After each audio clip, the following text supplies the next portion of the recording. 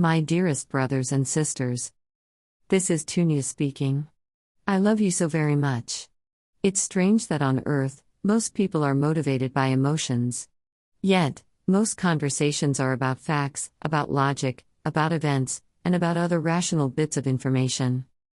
So most people are driven by emotions, yet talk about rational bits of information. This is part of why relationships often don't work out. It's part of why people with substantially different viewpoints can never seem to convince the other person, even if one person very clearly wins the debate. After all, people talk about rational bits of information, but they care about their emotions. So, let me share an alternative conversation method that you can try out. I'm not saying it's the only valid conversation method. It's not. In fact, in some circumstances and contexts, this is not a good method to use. But sometimes it's great. I call it the emotional conversation method.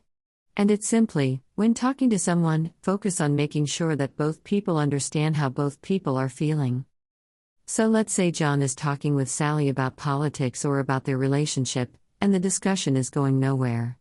Then they could try the emotional conversation method, where their focus becomes: help John understand how John feels. Help John understand how Sally feels, and have her verify this. Help Sally understand how John feels, and have him verify this. Help Sally understand how Sally feels. So the focus is purely on just making sure both people understand how both people feel, including themselves. That's it. Pretty straightforward, right? But it's very effective in certain situations. This can make people feel loved, nourished, and cared for, because people generally really enjoy it when others sincerely listen to them and try to understand them. It can strengthen relationships or friendships. It can lead to breakthroughs in discussions, if people realize that what's actually going on is some emotional need that one side has. To be clear though, the emotional conversation method is not a universal magical fix. Maybe John and Sally just fundamentally disagree, and then it's still good to understand how everyone is feeling, but that may not fix the disagreement or incompatibility. Maybe there's a practical problem, and someone just needs to fix that, and talking about people's feelings doesn't by itself fix the problem. You might also run into people who really like that you're listening to them, but they're unwilling to listen to you or try to understand you. If they consistently do this, and just gently asking them to listen doesn't help, then maybe find better people to interact with. You may also run into people who simply don't want to understand either their own or your emotions.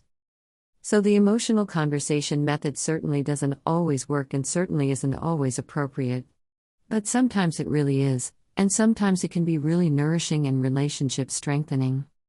I'm sure that some of you are already doing this. Kudos to you. But even for those people, I want to invite you to keep an eye out for situations where a discussion seems to go nowhere, and it might be helpful to try and understand how the other person feels. I hope this was helpful. With love, your star sister, Tunia.